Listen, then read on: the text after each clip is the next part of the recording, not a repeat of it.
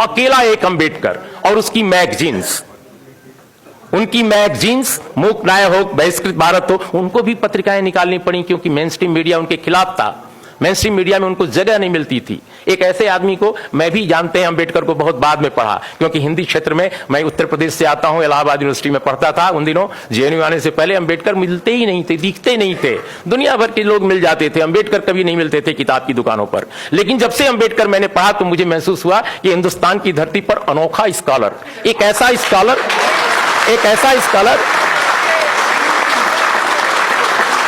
Scholar जिसके पास जितने इस देश के इंटेलेक्चुअल्स हैं आजादी की लड़ाई के, हम सबको सैल्यूट करते हैं, लेकिन वैसा इंटेलेक्चुअल एक मतलब जिसके पास इतना बड़ा विचार दर्शन है। हम तो पहले समझते थे, बहुत सारे लोगों ने समझा रखा था कि वो दलितों के आइकन हैं, वो संविधान बनाने वाले एक व्यक्ति हैं, वकील हैं। वो बाद में समझ में आया कि कितना बड़ा दार्शनिक है जिसने वेद को, उपनिषद को, पुराणों को, तमाम संस्कृत के ब्राह्मण पंडितों से ज्यादा पढ़ा है। एक ऐसा आदमी जिसने पूरी दुनिया को समझा है, जिसके पास भारत को बदलने का एक नजरिया है, जो कहता है कि जाति के साथ जनतंत्र नहीं चल सकता। और उस अंबेडकर को लोगों ने जातियों का नेता बना दिया, जाति का देवता बना दिया। वो अंबेडकर कहते हैं कि जातियों के साथ समाज में, हमारे देश में यह जनतंत्र नहीं कायम रह सकता। एफर्मेटिव एक्शन उस अंबेडकर की देन है अपने देश में। और एफर्मेटिव एक्शन क्यों है? जातियों को बढ़ाने के लिए नहीं, इस समाज में जनतंत्र कायम करने के लिए। गैर बराबरी का जो पूरा का पूरा विकराल ये रूप था भारत में सदियों से चला रहा, उसको बदलने का था। एक अंबेडकर ने भारत में यहां के करोड़ों आदिवासियों, करोड़ों दलितों और ओबीसी के लिए भी आरक्षण को प्रतिपादित किया। एक अंबेडकर ने। आज उसी अंबेडकर के कारण इतने दलित नेता, इतने पिछड़े नेता, इतने आदिवासी नेता हैं। अब सबके रहते हुए आरक्षण लुट गया। इन सबके रहते हुए आरक्षण खत्म। एक अंबेडकर ने लाया आरक्षण। सारे नेताओं ने, जो अंबेडकर के भक्त कहते हैं, किसी को कभी मंडल के भक्त कहते हैं, उनके रहते हुए अंबेडकर लूट लिया गया आरक्षण को। ये आज के भारत का दर्शन है, आज के भारत का परिदृश्य है। मित्रों, अंत में मैं एक बात कह के कंक्लूड करूंगा अपनी बात। बहुत सारे मित्रों को कहना है कि देखिए, हर क्षेत्र में डिटोरिएशन हुआ है। जर्नलिज्म में भी एक जमाना था, जैसा मैंने कहा, कि अंबेडकर को नहीं छापा जाता था, अंबेडकर को नहीं सुना जाता था। लेकिन एक दौर ऐसा भी आया जब अपने समाज में गणेश शंकर विद्यार्थी जैसे पत्रकार थे। एक जमाना था जब प्रेमचंद जैसे लेखक और पत्रकार थे। मुझे विश्वास है कि अगर गणेश शंकर विद्यार्थी होते, सवर्ण समाज में पैदा हुए, तो आज यहां मंच पर होते वो भी। लेकिन आप बताइए मुझे कि यहां पर मुझे क्यों आना पड़ रहा है? मैं नहीं चाहता। मैं चाहता हूं कि मनोज झा की तरह एक और बड़ा पत्रकार भी यहां होता। मनोज झा क्यों यहां है? मनोज झा इसलिए नहीं है कि वो राष्ट्रीय जनता दल में है। मैं इनके पूरे खानदान को जानता हूं, क्योंकि नवभारत टाइम्स में बिहार में मैं एक बार ट्रांसफर करके गया था। 8.5 साल बिहार रहा हूं। इनके परिवार के लोगों ने सामाजिक न्याय की लड़ाई भी लड़ी है।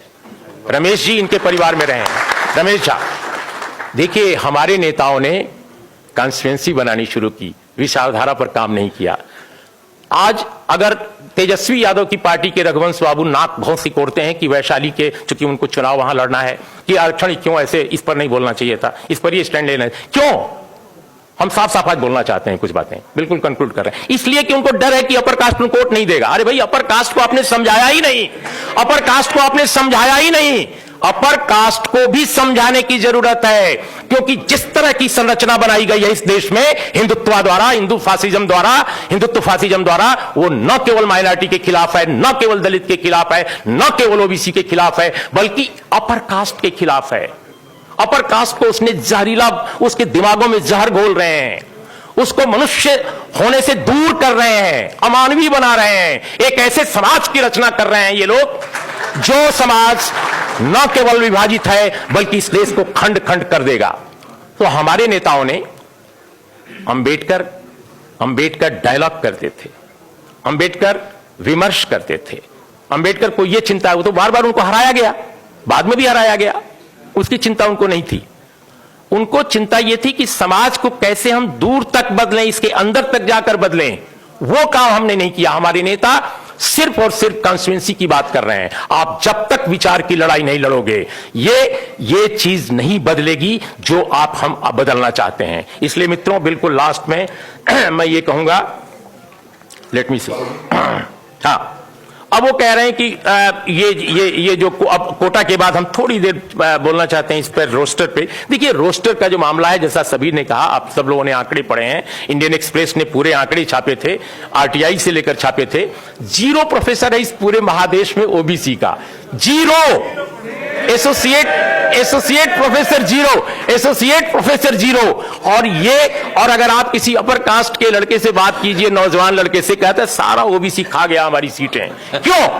क्योंकि जहर, ये जहर है जो ये मीडिया क्या है इस देश का? इस देश का मीडिया जो है, माफ कीजिएगा मैं मीडिया का हिस्सा 35 साल से हूं, इस देश का मीडिया